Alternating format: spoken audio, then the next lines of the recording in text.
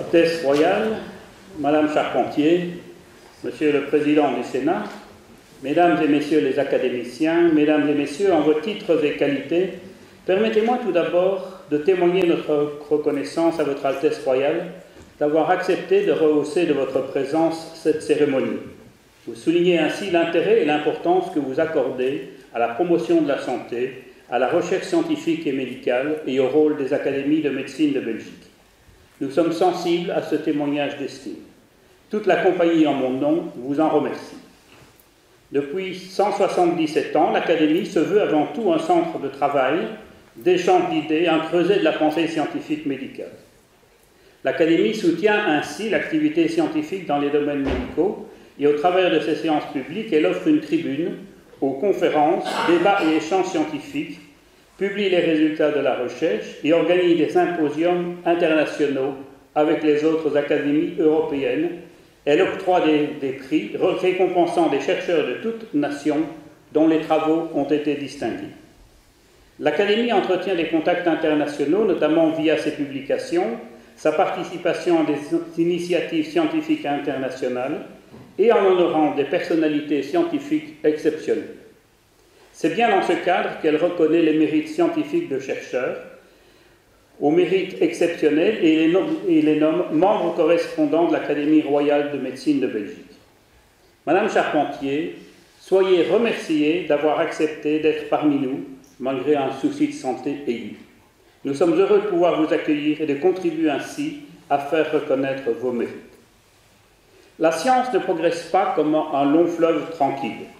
Ces progrès sont jalonnés de découvertes clés qui changent l'avenir de l'humanité et au-delà parfois de la biosphère. Nous avons aujourd'hui le plaisir et l'honneur d'accueillir une scientifique qui a forgé une de ces étapes cruciales. Johann Gregor Mendel était un moine botaniste autrichien. Il est communément reconnu comme le père fondateur de la génétique en 1860. Un siècle plus tard, Watson écrit qu'en se basant sur les analyses cristallographiques au rayon X de Rosalind Franklin, propose la structure en double hélice de la molécule d'ADN. Ils obtiennent le prix Nobel avec Wilkins, mais sans reconnaissance pour Rosalind Franklin. Cette structure de l'ADN a donné au monde l'une des clés pour comprendre les secrets du vivant. Le code génétique est ensuite élucidé en 1968 par Holle, Corana et Nirenberg. À ce moment, les scientifiques savent que l'alphabet de l'ADN comporte 4 lettres qui composent des mots de 3 lettres. Mais il faudra attendre les travaux d'Emmanuel Charpentier pour être capable d'enlever des lettres ou d'échanger des lettres ou de corriger les erreurs typographiques de l'ADN et pour écrire de nouvelles phrases dans l'ADN des cellules vivantes. L'ère de l'édition génétique vient de s'ouvrir. C'est un véritable bouleversement pour la biologie, la médecine et les sciences. Je suis heureux de pouvoir vous accueillir et je donne maintenant la parole à Monsieur le professeur Pierre Coulier, président de l'Académie royale de médecine de Belgique.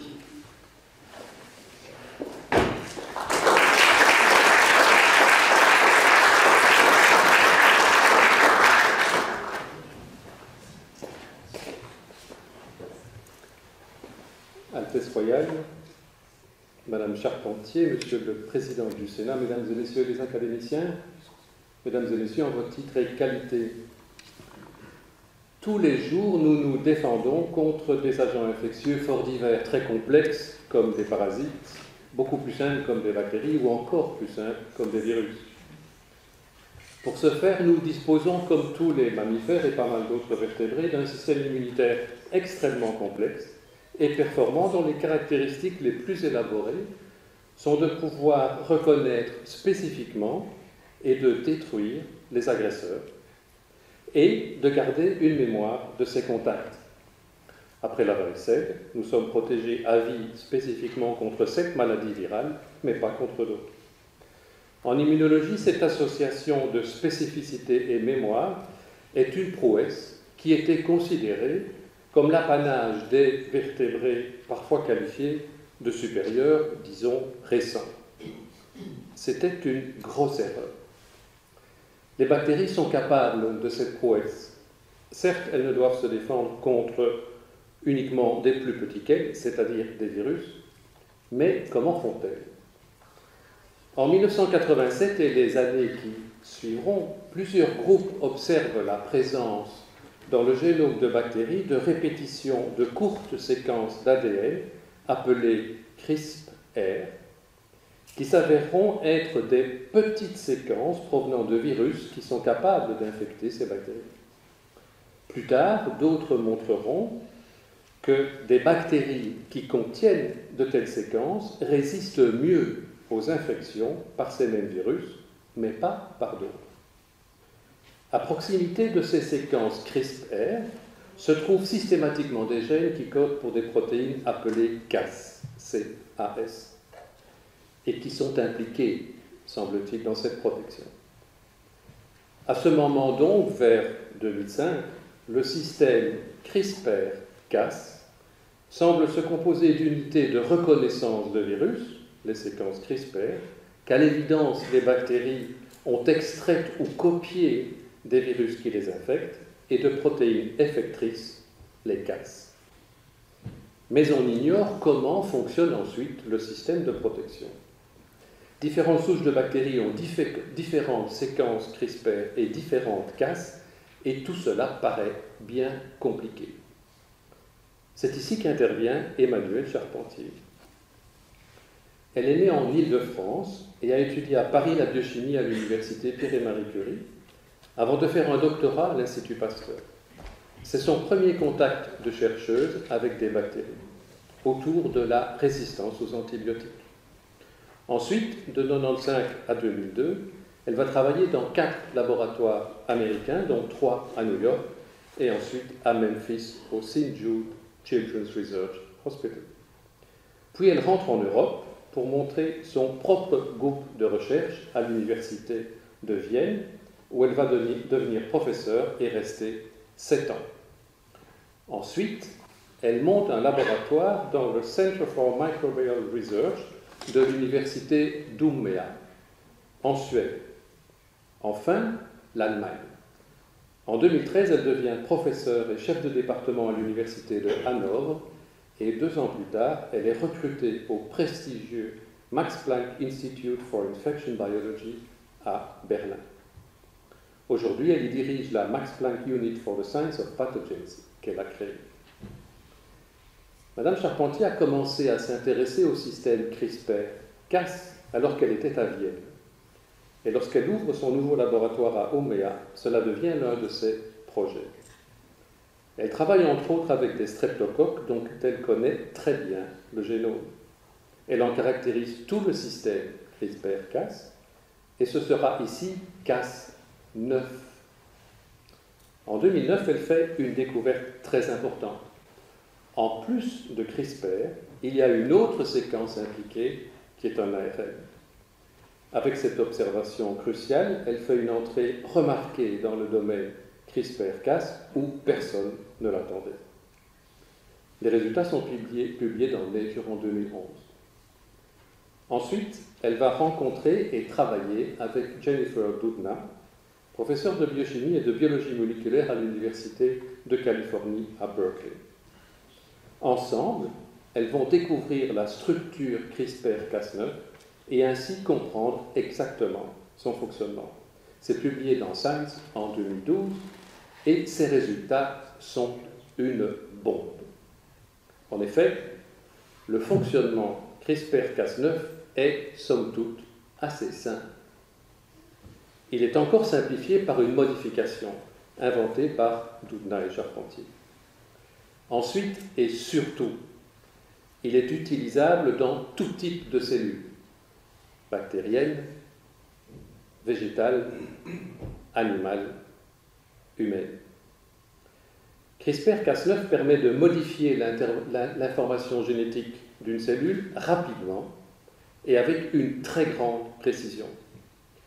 Pour vous donner une idée de cette précision, imaginons une bibliothèque de 6000 livres, de chacun 1 million de caractères. Ce sont des gros livres. L'une des phrases d'un des paragraphes d'une des pages d'un de ces livres contient l'information suivante. Cooley connaît très bien l'immunité des bactéries, ce qui est manifestement faux. Je souhaite donc corriger et remplacer le mot coulis par le mot charpentier. J'utilise alors CRISPR-Cas9. Je synthétise un ARN qui contient le mot coulis et l'associe à Cas9 et fait rentrer le tout dans ma bibliothèque. L'ARN trouve le mot coulis qui lui correspond. Il faut admettre que le mot en question ne se trouve qu'une seule fois dans toute la bibliothèque. Pour le mot qui nous concerne, c'est déjà bien suffisant. Ensuite, Cas9 coupe le mot et on peut effectuer le remplacement par le mot correct, charpentier. Donc CRISPR-Cas9 est une paire de ciseaux moléculaires dans lesquels CRISPR dirige et Cas9 coupe. Pour l'utilisateur, c'est une simplicité désarmante. Aujourd'hui, le terme CRISPR-Cas9, qui reste difficile à prononcer, est devenu un nom commun. La technique est utilisée partout. C'est un accélérateur d'acquisition de connaissances. Mais c'est aussi un moyen de corriger des anomalies génétiques causes de maladies. Il y en a des milliers. Pour progresser dans ce domaine, Mme Charpentier a cofondé CRISPR Therapeutics avec plusieurs programmes de recherche autour de maladies du sang, de l'immunothérapie du cancer ou de la médecine régénérative. La modification du génome humain est un enjeu majeur, biologique, médical, éthique, sociétal, planétaire.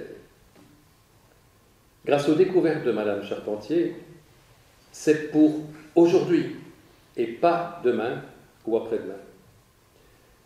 Bien entendu, il y a des questionnements, des problèmes de biologie encore à résoudre, des risques de mauvaise utilisation. Mais n'est-ce pas le propre de tous les vrais progrès qui transforment notre monde? Vous ne serez pas étonné d'apprendre que depuis 2012, Mme Charpentier est devenue une célébrité.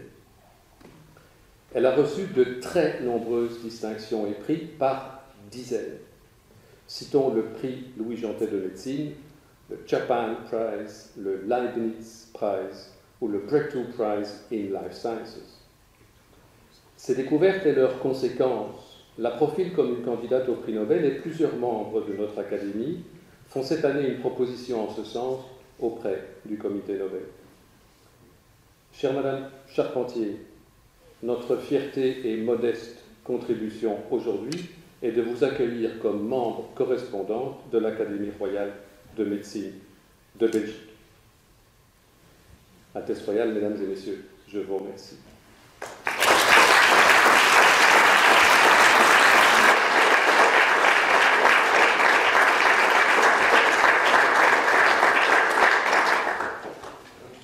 Altesse royale, Madame Patrick, si vous voulez me rejoindre, la remise du diplôme de l'insigne de l'Académie.